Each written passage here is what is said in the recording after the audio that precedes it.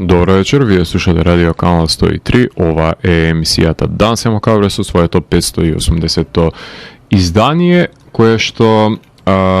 барем еднаш во месецот се обидувам да најдам простор во Данс е Макабре, да составам епизода од едицијата Макабре Филмфест, како што гласи, и ова издание, односно филмски маратон кој може да си го организирате вие во вашите домови, со тоа што препорачливо е да ги гледате филмовите од документарните па мелодрамите и да завршите со жанровските филмови кои ќе ви ги презентирам, но редоследот е всушност во вашите дланки, затоа што овој серијал на емисија е направен токму за тебе, точно за ти што ја слушаш оваа емисија, да ти понудам 6 предлози на актуелни филмови за кои сметам дека не се зборува доволно во етер, а исто така тврдам дека е потребно да бидат погледнати што е можно поголем број од гледачкиот аудиториум. Во овој серијал на емисија го започнав во ковид пандемијата и до сега сум рецензирал во него 198 филмови, а во оваа епизода ќе ја надминам бројката од 200 рецензирани филмови во Данс е Макабре. Така што се надевам дека оваа емисија ви е еден од изворите за изнаоѓање на квалитетни филмски остварувања, кои ќе ви го збогатат и променат животот, се надевам на подобро. На почетокот ќе ви говорам за два жанровски филма кои таргетираат различен тип на монструм кој што го прогонува, односно ги прогонува тие што ќе се најдат во небрано. Потоа ќе погледнеме две мелодрами кои што се реализирани на прилично обскурен начин, односно еден без диалог, а друг е долгометражен анимиран футуристички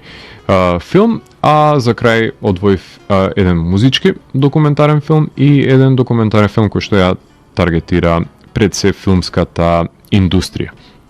Така што останете вечерва со канал 103, ви престои прилично интригантен филмски избор, а оваа емисија започнавме со Bad Omens, кои што пријатно не изненадија изминатиот период со тоа што го објавија нивното студиско остварување именувано како Concrete Jungle, односно оригиналниот саундтрак за овој филм, кој што е всушност остварување кое брои сите синглки хитови кои што ги објавува во изминатиот период, помеѓу објавувањето The Death of Peace of Mind, кој што издадува 2022 година, ако не се лажам, страна на овој бенд кој свири во Ричмонд во Вирџинија САД, значи бенд кој што може да воочите, кој е склон на металкор, на алтернативен призвук, на комбинаторика помеѓу индастријал. Доста индастријал звук има на новиот албум, од кој што имавте можност да ја слушнете соработката со Попи и со Wargasm, односно Violence Against Nature беше композицијата која што ја создадува заедно со Попи, а со Wargasm ја слушнавте Hedonist Recharged. Во продолжение слушаме уште на соработка со едни нивни слични по сензибилитет бенд кој што имате можност да слушнете предходните неколку емисии композиции од нивното ново остварување, сега соработуваат за потребите на албумот на Bad Omens, односно бендот Era, односно Anything Beats Human, ќе ја слушнеме во продолжение на емисијата. Данс е Макабре, емисија во која 15 сезони се зборува за уметност, борба против лицемеријето, зависта и користолюбието, и тука уметниците се вистински херои, а не политичарите, и секој издание е на мала победа против шундот и апатијата. Целта на емисијата е да го доближи квалитетниот филм до секој слушател и да успостави диалог помеѓу уметноста и реалноста за подобро да го разбереме светот во кој што живееме. Вечерва имаме закажано полноќен танц со смртта по 580 пат. Јас сум Златко Ѓелевски, а вие останете со трансмисијата на канал 103 до крајот на светот. Секоја епизода од Макабре Филмфест ја започнувам со рецензирање на два хорор филма, кои ќе бидат составен дел од листата на 50 хорор филмови, од кои во последната календарска епизода од Данс е Макабре го избирам најквалитетниот хорор филм за 2024 година. Така било изминатата деценија, така ќе биде и ова, со оглед на тоа што веќе неколку пати од претходните изданија на оваа едиција кукав дека го има најлошиот почеток на годината за жанровскиот филм и од досега изгледаните над 100 филмови,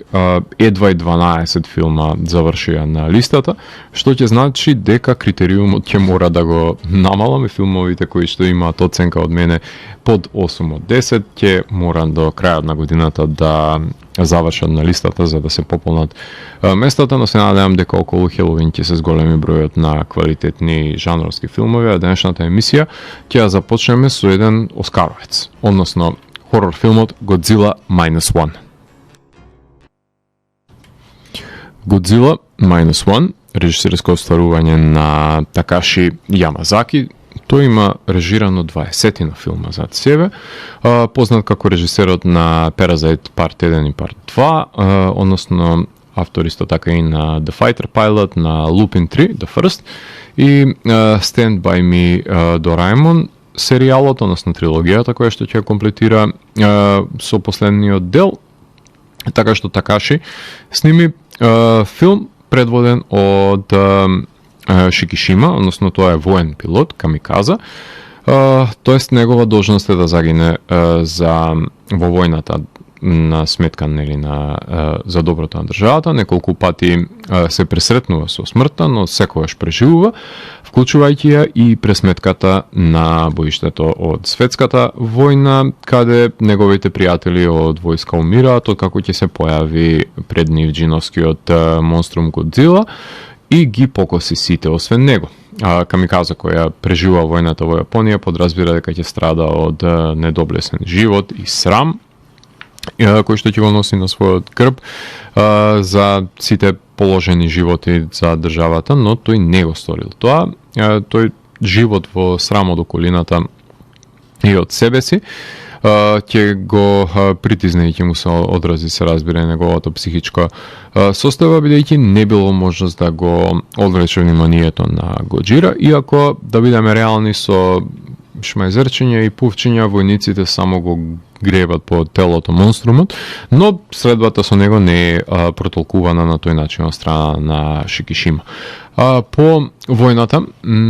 на една бездомна жена која спасува туѓо бебе, им дава закрила во неговиот дом овој пилот и прават еден симулакрум на семејство, но тој симулакрум исто така е сомнителен за околината, посебно за девојката која е благодарна за заштитата, но штом Јапонија се извлече од руините на војната, ќе почне да се еманципира и да започне да оди на работа и да трага по љубов, ставајќи го во уште поголема агонија Шикишима и неговиот идеален портрет на нуклеарното семејство кој постепено се крши. Така што ревностниот пилот е гневен на чудовиштето и се приклучува на екипа на воени ветерани во поход за убивање на овој створ и исполнување на неговата животна цел емисија да го положи пред се животот за татковината. Непореклив факт е дека овој филм е еден од најдобрите филмови за Годзила кои што сум ги погледнал после Shin Godzilla, се разбира 2016 година, затоа што во срцевината содржи длабоко хумана приказна во која сведочиме на агонијата низ која што пати протагонистот. Сепак е содржана критиката на војната и детеријацијата на државата од страна на чудовиштето и се разбира има доволно пресметки со Титанот кои се работени од 35 аниматори кои комплетирале 600 визуелни ефекти за 15 милионски буџет, што е неспоредливо малку за тоа што е потребно за да се направи од еден филм, така што секој работел повеќе отколку што е човечки изводливо. Самите се пофалија дека само анимирањето на водата ги чинело 500 терабајти, а каде се тука пресметките и пукањето на енергетски радиоактивниот набој кој што го има Годзила. Дури постои и хроматска верзија на филмот, која што гласи Godzilla Minus Color, како што Mendex, например, направија хромирана верзија на Fury Road, така исто е направена еден ахроматски потват и за Godzilla Minus One. Најблиска паралела можам да направам на квалитативно рамниште со Train to Busan, односно хуманизирањето на зомби хорор жанрот што го спроведува, со тоа што режисерот го имплементираше во Годзила и воопшто Кейџ серијалот, каде создаде повеќе димензионален протагонист и неговиот немир и неспокој беа двигатели за поврзување на гледачкиот аудиториум ширум светот со него, од кој може да учат останатите автори на хорор филмови. Оскарот за визуелни ефекти е повеќе од заслужен, кој ми приреди огромна радост, затоа што потајно се надевав дека ќе го освојат, дури и полемизирав во нивна полза со мој пријател, така што секое признание е заслужено за овој одличен филм, кој ги подигна Тохо, односно продукцијата Тохо на површина во филмската индустрија за да се вратат како еден од азиските гиганти. Коджо Шибасаки ги сними борбите со титаните и ни ја прикажа Јапонија во руини од војната, а Руиу Мијаџима монтираше верзија која е малку подолга за мој вкус, но е гледлива. Наоко Сато најде начин да ја инкорпорира и култната свита од оригиналниот Годзила, но и да направи негов атмосферичен интенсичен скор кој исто така ќе ги придружува пред се ламентациите на протагонистот, но и ќе биде предвестник на самите пресметки, така што грандиозноста е задржана заедно со хоровите кои што бликаат во тие пресметки. Сигурен сум дека никогаш нема погледнеме американски пандан на овој Годжира и нема да погледнеме поквалитетна итерација од Godzilla Minus One во франшизата, освен ако не реши некаков си да направи нов филм од канонот Такаши. Во продолжение ја слушаме најавата за хорор филмот Abigail. Abigail е режисерско старување на Мет Бетинели Олпин и Тайлер Жилет, односно 5 нивни долгометражен игран филм кој се составен дел од колективот Radio Silence, кои за себе ги имаат кратките од VHS серијалот и од Southbound, како и долгометражните Devil's Due, Ready or Not, Scream 5 дел и Scream 6 дел. Го снимија филмот кој ви го најавив на почетокот на годината, кој гласеше како неименуван проект на Universal. Така барем беше неговиот назив, кој треба да таргетира киднапирање на балерина вампирка. И штом го издадоа тој факт од пресвртот, го сменија насловот на филмот во Abigail, но веќе беше објавен пресвртот и изненадувањето беше потрошено. Лоша стратегија. Во филмот станува збор за неколку нерани мајковци кои глумат опасни криминалци кои киднапируваат едно мало девојче, балерина, која дамити била ќерка на еден мафијач, за која се задолжени да ја чуваат една ноќ во вила и наредниот ден да ги добијат нивните милиони за самата таа уцена. Секако дека тука има едно големо арно ама, затоа што малата има заби и не се плаши да ги употреби, сведувајќи го делото на незина препознатлива игра со својата храна, за да го добие пред се вниманието на отсутниот родител, минимализирајќи можноста за преживување на заложништвото на киднаперите, каде во филмовите на Radio Silence знаеме дека мора да има финална девојка облеана во крв која ќе го напушти последниот филмот во последниот кадар, таков е случајот тука. Во овој 28 милионски буџетен филм, Джианкарло Еспозито од Breaking Bad ја најмува бандата да ја чува балерината, глумена од Алиша Вир, и тоа одлично доловена таа нејзина трансформација. Бандата мора и може да ги забележиме во акција да ја чуваат, предводени од Кетрин Њутон и Мелиса Барера, како и Ден Стивенс, Вилијам Катлет, Кевин Дурант и во неговата последна улога огледаме Ангус Клауд од Еуфорија, кој има доста комични реплики кои му припадна, односно е тука за да ги донесе овие засмејувачки елементи. Вампиризмот доаѓа во пресвртот, налик од Самрак до зори, односно From Dusk Till Dawn, значи заложнички филм кој што се морфира во вампирски филм, кој има доста крвави сцени, односно јас сум убеден дека со изобилието на хумор и акционите секвенции од Radio Silence направиле филм со енергичноста и динамиката на оригиналниот Fright Night, ама за денешни гледачи, така што Немам замерки за овој филм и тоа што ликовите беа за една употреба сосема во ред, бидејќи се препознатливи актери кои се двојат еден од друг и картонските карактери се во функција на тој фаличен Суицид Сквад кој заглавен е во светот на Хамилтонс или Стейкленд или некој си друг вампирски филм, например, каде иако мафијашот вампир изгледа племенито, сепак вампирите се ферални, односно диви предатори кои ждерат се што ќе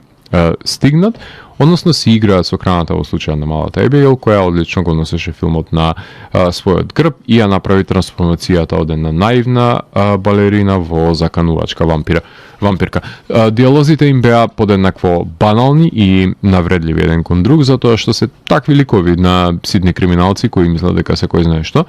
Има елемент на ќерка која што има потреба од внимание од родителот, од друга страна има игра со концептот на пожртвуваност на родителот, така што се тоа ситни малодраматични игри кои даваат некаква си хумана димензија помеѓу крвоемазниците, а крв има насекаде,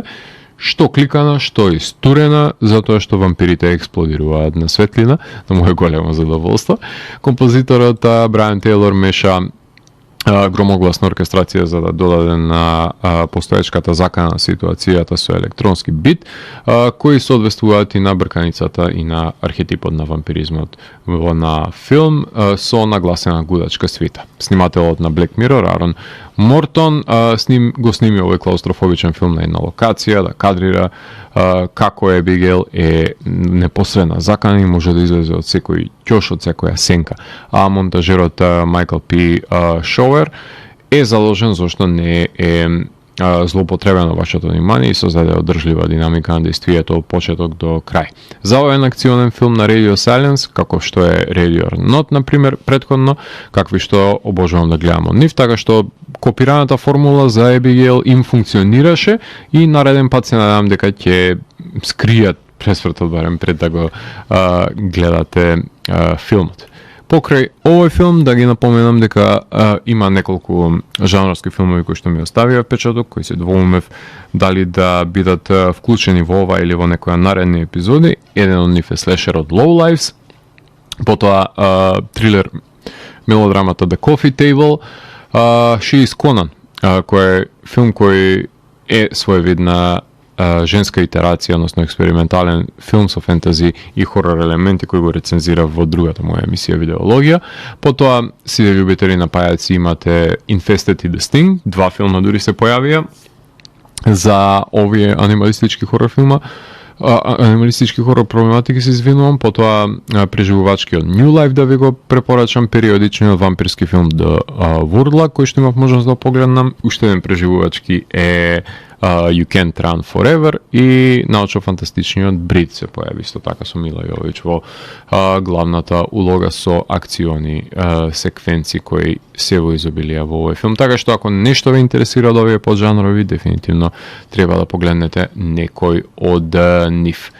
А тука ќе направиме една кратка музичка пауза, имено продолжение на емисијата ќе ги слушнеме Intervals со композициите Neurogenesis и Mnemonic, односно тоа се две композиции кои ги избрав од нивниот петти студиски албум на канадските инструментални прогресивни металци кој што гласи Memory Palace, кој беше издание кое е само издадено од страна на бендот, така што ова се музичари кои тоа како си го знаат својот звук на кој што целат, така што моќен, прогресивен бенд кој не запира во ниту една од композициите, а обвивката на овој интригантен албум кој изгледа како некаков футуристички Барт Симпсон е дело на српскиот артист Михајло Калабиќ, а од Канада ќе преминеме во Финска, каде што исто така ќе слушнеме еден фински прогресивен метал бенд кој што свири во Хелсинки, односно кој издаваат за Inside Out Music и конкретно го издадува нивниот нов албум Charismatic Leaders, од кој ќе имаме можност да ја слушнеме композицијата Empire и Disciple од бендот Wheel. И за овој прогресивен сегмент да го комплетираме, ќе слушнеме Терамейс, така што од Финска одиме за Австралија, еден огромен скок правиме кај овој прогресивен метал бенд кој го издаде, ако не се лажам, 11-тиот студиски албум кој што гласи Eli, Wonderful Fall from Grace, односно станува збор за албумот кој ќе ја слушнеме композицијата Step Right Up. Мислам дека таа беше највпечатлива за тоа сите елементи кои што може да се проникне низ нивното препознатливо музицирање. Така што од бендот кој што издава за Wells Music, Terameiz, го слушаме албумот Eli, A Wonderful Fall from Grace, и потоа се враќам во етер да ви говорам за две мелодрами, условно кажано, односно две уникатни филмски остварувања кои се надевам дека не летале под радарот за да може да ги погледнете. Така што уживајте сивен звук. Во ова издание на Макабре Филмфест, кога се мелодрамите во прашање, во средиштето на епизодата, морам да напоменам дека имам изобилие на филмови за бирање и немам можност да им посветам засебна епизода, например во емисијата Видеологија на нив, затоа го наоѓаат своето место тука, за да биде и волкот делумно најаден и овците да не залутаат од стадото на пијанчење во Лас Вегас, па затоа се одлучив да говорам за еден филм кој ме заинтригира уште на епизодата на Дансе Макабре која посветив на Sundance. Ви го представив и во епизодата посветена на Берлинале, каде што исто така се прикажа, така што ова е трет пат за кој што ви говорам и мислам дека имам добра причина за тоа, со оглед на тоа што имав веќе можност да го погледнам филмот Sasquatch Sunset. Sasquatch Sunset е режисерско остварување на Дейвид Зелнер и Нейтан Зелнер, нивни седми долгометражен игран филм. Дамсел со Патисон е исто така нивен, претходно работе и Кумико The Treasure Hunter, потоа Kid Thing е нивен, Голијат, за нив говорев во мојата друга емисија TV103, кога ја анализирав серијата The Curse, а моментално работат на, односно најавено дека ќе работат филмот на насловен Alpha Gang, со вонземјани байкери од 50-тите години на минатиот век, со Кейт Бланшет во главна улога која треба да биде. Предходно, да ви говорам за Sasquatch Sunset, односно браќата Селнер снимија филм за Bigfoot, Sasquatch, Yeti или како веќе да го наречете планинскиот човек, The Abominable Snowman, ако повеќе милувате. Односно, ќе го словам јас како Bigfoot, тоест снимија филм од нивна перспектива, односно перспектива на ова битие, односно битија кои што живеат во дивината низ 4 годишни времиња, во нераскинлива врска со природата, се разбира, следејќи ги нивните згоди и незгоди, под костими во текот на целиот филм. Ги гледаме Джеси Айзенберг, Райли Кју и самиот Нейтан Зелнер, кои без употреба на говор, односно само со користење на мимики, гестови и телесен перформанс, ја доловуваат јасно распирливата премиса за преживувањето во дивината, задоволување на основните екзистенцијални потреби, да се јаде, да се пари и да се умре, најчесто на банален начин се умира, затоа што не е доразвиен мозокот до стадиум на човекот, без разлика на силата која што ја поседуваат во нивните тела, така што поистоветувањето на однесувањето на овој прачовек со денешниот човек и потребата за функционирање пред се во заедница ќе биде поимлива за гледачот, кој иако би имал проблем да се навикне на неартикулираниот говор на почетокот и пред се изгледот на костимите, ќе ги восприеми како засемни битија со сопствени потреби кои ќе откријат мастурбација, имаат свој знаковен сигнал за парење, ќе ги изедат во даден наврат погрешните или па коректните печурки, така што заглавуваат во комични и во насилни ситуации, со оглед на тоа што една женка има и мажјаци кои што сакаат да се испразнат во неа, а таа само сака да биде оставена на мир. Така што има и тука симулација на семејство и негова динамика, но пресвртот доаѓа Вилиџовски, ако повеќе сакате, кога согледуваме каде точно, односно каде поточно сведочиме на постоењето на овие битија, каде се наоѓаат, од кои штом посведочиме на една изнудена смрт во филмот, настанува различна, се менува различната динамика, доаѓа во преден план. The Octopus Project снимаат скор кој е во хармонија со природата,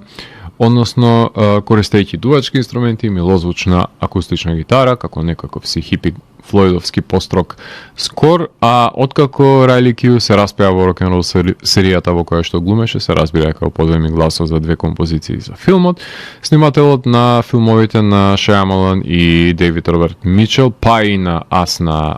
Джордан Пил, сними прекрасни кадри во шумата со Бигфутовите, а Золнерови, односно заедно с браќата, заедно со Даниел Тар, го монтираа филмот, кој колку и да се обидуваат да го подобрат темпото, секогаш ќе се влечка действието во дадени сцени, нерамномерно е делото, но кога се склучува говорот, кога се отстранува, односно кога се вади надвор од употреба, секако дека се изложуваат на таков ризик. Ви говорев дека се грижеа да биде прикажан овој филм и на Sundance и на Берлинале. Се прикажа исто така и на South by Southwest, а дистрибуиран е од Blicker Street, кој ја препознаа пред се умешноста на браќата Зелнер да го хуманизираат животот на Бигфут од нивна перспектива, па ако кампувате во шумата, знаете дека сте гости кај други битија на кои што шумата им припаѓа, е нивен дом. Како што Ари Астер се согласил да биде продуцент на филмот од прва, така и јас се согласив да го анализирам во Макабре Film Fest Sasquatch Sunset без дополнително размислување. А во продолжение на емисијата слушаме уште еден трилер кој што за некого ќе биде разбирливи, за некого не, односно слушаме најавата за Марс Експрес.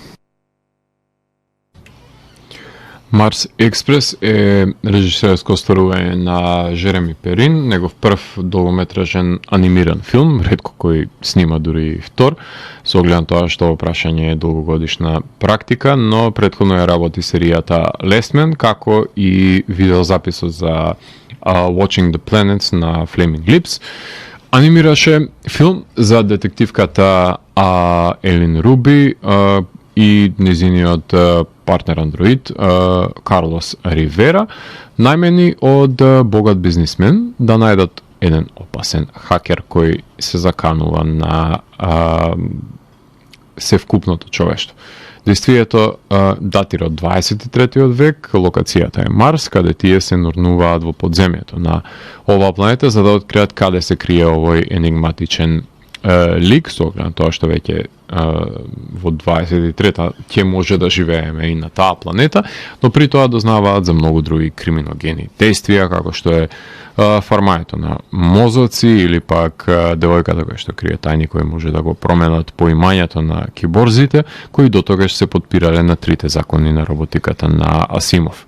Цртани се ликовите со препознатливи мали очи, како што милуваат да се изразуваат авторите од француската школа, но јас би го доближил делото до светоградењето на Мамуру Оши и аниме традицијата на SF филмовите, така што гравитира кон една таква спрега помеѓу европскиот и азискиот анимиран филм. Леа Друкер од ремейкот на Queen of Hearts Last Summer и Метју Амалрик од Cosmopolis, Sound of Metal, The Grand Budapest Hotel ги поземуваат препознатливите гласови кои слушнавте во овој француски анимиран филм кој го симулира пред се светот на кој што наликува Blade Runner, само што се нурнуваат со помош на флуидна 2D со 3D анимација во подземјето на овој неонски футуристички свет кој има одличен синтвейв скор од Фред Аврил и Филипе Монтаје. Прекрасна амбиентална подлога, додека се извиваат осцилациите низ вселената. Филмот отвора прашање за потребата на соништата и за постоењето на свеста по напуштањето на телото, односно заговара трансхуманизам на голема врата и како некој ќе профитира од овие идеи на црниот пазар. Сроден е на ова поле со Ghost in the Shell, но ја нема неговата филозофска длабочина, но гребе по површината на слични проблематики каде андроидите сакаат да ги надминат за дените лимитации на луѓето, како и можноста за складирање на спомените од живеаниот човечки живот кои се аплодирани во ново тело визави хакерите кои се обидуваат да ги ослободат андроидите од рамките на зададените лимитации, добивајќи ја свеста која им е потребна, но тоа би се противело на нивната зададена функција како помагатели во човештвото пред се. Премиерата му беше на Канскиот филмски фестивал минатата година, а потоа се прикажа и на Анеси, односно најзначајниот филмски фестивал за анимирани филмови, но и на Фентези Филмфест, каде беше наградена публиката, потоа играш на фестивалите во Тајпеј, Солун, Гетеборг, Москва, односно на фестивали за играни филмови, е номинирани за Сезар и за Лумиер, ништо не освои, кој, иако е сроден на Blade Runner-овиот свет, никогаш не е на одмет да се гледаат вакви научно-фантастични визии на иднината, која, нема да ја дочекаме, но може сепак да фантазираме. Има една прекрасна реплика во овој филм, каде што во еден од ликовите посочува како Resonance, a sort of fusion of the minds, ecstasy and so on, forget it, it's a robot thing we'll never understand. Односно, во тој диалог резонанцата се протолкува како еден вид на екстаза помеѓу роботите која што, ние, луѓето нема да може да ја восприемеме и да ја воспоставиме, односно да може да ја искусиме на наша кожа. Така што ќе еволуира технологијата надвор од поимањето и контролата на која што ќе има човекот, што е заговора на научната фантастика и доколку го немаме чекорот со неа и доколку не ја прифатиме како составен дел од напредувањето на човештвото, како што заговара самиот транскуманизам, ќе бидеме ние тие кои што ќе бидеме под закана за нашата екзистенција. Покрај овие два филма, исто така анимираниот филм For Souls of Coyote да ви го препорачам, доколку сакате да го погледнете, како и филмовите Проблемиста, The Ministry of Ungentlemanly Warfare, ако сакате комедија, потоа ремейк од Mother's Instinct и еден шпански филм, односно кој сум успел некако да го пропуштам од Алекс де ла Иглесија, односно Force Crowd се филмови кои би ви ги препорачал да ги погледнете со оглед на тоа што се интригантни мелодрами кои на еден или друг начин допираат до тоа што значи да се биде човек во денешницата. А во продолжение на емисијата слушаме најагресивниот блок на музика за денес, односно ќе слушаме композиции кои се составен дел од бендот на Керри Кинг, односно гитаристот на Slayer, кој што си оформи своја нова постава, кој се разбира дека ги покани Пол Бостав на тапани, Фил Дамел на гитара, Марк Осегеда на вокали и Кайл Сандерс на бас да го оформат неговиот соло проект, кој го издаде неодамна, односно албумот From Hell I Rise, кој е издание на Raining Phoenix Music, односно од овој албум ќе имаме можност да ја слушнеме композициите Where I Rain и Residue ја избрав од него, и во продолжение ги слушаме агресивните Whale of Pnat, односно станува збор за технички dead metal, кои што си поигруваат со Лавкрафтовите домени и провениенции, од кои го издадува нивниот трет студиски албум, насловен како Between the Worlds of Life and Death, од кој ќе имаме можност да ја слушнеме композицијата Silent Prayers и Soul Offering, кој се составен дел од овој одличен агресивен албум на бендот кој што доаѓа, односно кој што музицира во Денвер, Колорадо, и по овие два бенда од Америка и третиот бенд кој што ќе слушнеме од Нью Џерси, исто така од САД, односно слушаме композиции од дедкор бендот со влијание исто така од техничка дед метал сцена, Cognitive, од кој слушаме композиции од петтиот нивен студиски албум Abhorrence, од кој ќе имаме можност да ги слушнеме насловната тема и Insidious, така што предупредувам, најагресивниот музички сегмент за ова емисија и потоа ќе ви говорам за два документарни филма кои ги избрав за ова издание на Макабре Film Fest. Уживајте! За самиот крај на едицијата Макабре Film Fest од емисијата Данс е Макабре преостануваат документарните филмови, а кога се тие во прашање, секоја епизода од Макабре Film Fest издвојувам еден за музичката и еден за филмската индустрија. Се држам настрана од авторските документарни филмови, повеќе фокусот е ставен на Talking Head документарците кои што имаат и своја едукативна димензија, каде се пополнуваат некакви си празнини во музичката и во филмската историја, во согна тоа што тие две гранки пред се застапени најмногу во оваа емисија, затоа првиот филм кој го селектирав денес е музичкиот Little Richard, I Am Everything. Little Richard, I Am Everything е режисерско остварување на Лиса Кортес, нејзин четврт документарен долгометражен филм по The Remix, Hip Hop and Fashion, потоа All In, The Fight for Democracy, документарен филм за активизмот. The Space Race исто така е нејзин документарен филм, а во подготовка е The Empire of Ebony, односно за брендот Ebony and Jet. Лиза снима документарен филм за еден од кралевите на рок-н-рол од 50-тите години на минатиот век, кој смета дека не ја добил круната, која што ја заслужува за титулата. Убав подсетник е овој филм за тоа како се пробива еден геј афроамериканец во музичката сцена во 50-тите и со кои препреки се соочувал да биде пуштена неговата музика на радио, но непорекливиот хит се слуша на секаде и штом се слушна неговиот препознатлив крештачки глас и игрив бибоп, спремен за twist and shout се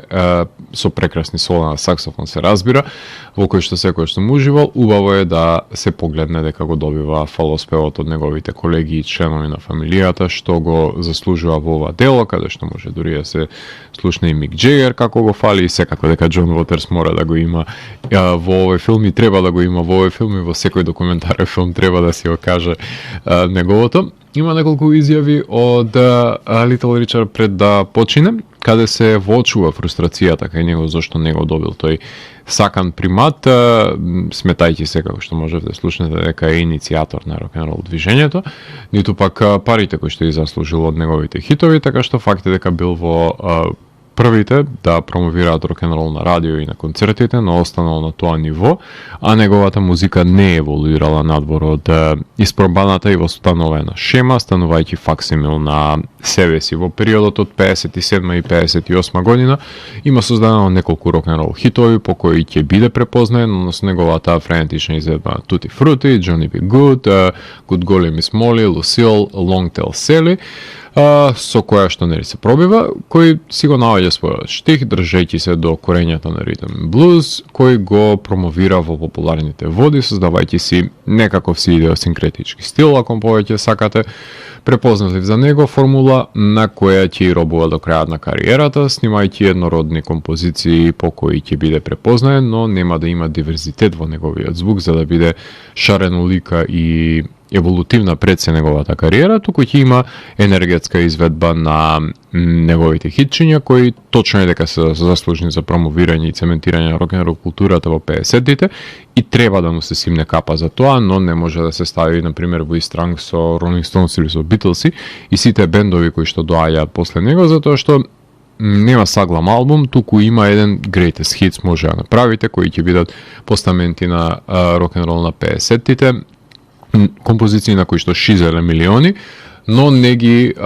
трга режисерката Розевите Очила да викне, например, музиколози да проговара дека авторот бил копија на себе си во неговата подоцнешна кариера, кога го губи чекорот со времето, особено кога доаѓа на сцена хипиците и неговата генерација на музичари, како што се Джери Луис, Рей Чарлс, Чак Бери, Отис Рединг, Бади Холи, Елвис и Бил Хейли и сите бендови со преставката Д пред насловот се автори, односно се музичари кои што се синоним за 50-тите и раните 60-ти, потоа го губат чекорот и ја губат трката со останатите кои се врзува младината со нив, односно се настанува таа актуализација на новата сцена. Токенхед документарец кој имаше премиера на Sundance и се прикажа во Солун, на South by Southwest, на Outfest, на BFI, на Doc Aviv, на NYC Dog, продуциран од Magnolia и заврши на HBO Max. Little Richard е име кое не смее да се заборави за неговиот придонес за музичката сцена и каков таков треба да се слави како промотер на рок-н-рол културата во 50-тите години на минатиот век. А во продолжение слушаме најавата за MoviePass Movie Crash. MoviePass Movie Crash е режисерско остварување на Мутали, четврт долгометражен документарен филм по Life's Essentials with Ruby Dee, Yusuf Hawkins, Storm Over Brooklyn и Casio Six, односно Becoming Ali. Уште еден режисер кој документира животи на успешни афроамериканци кои се докажани во нивната фела, но не е таков случај, например, со основачите на една компанија која зад себе има генијална идеја која многу им го има олеснето животот на љубителите на филмот во САД во 90-ти рани 2000-ти, односно години, каде Стейси Спайкс и Хамет Вад доаѓа до идејата да направат Netflix за посетителите во киносалите пред да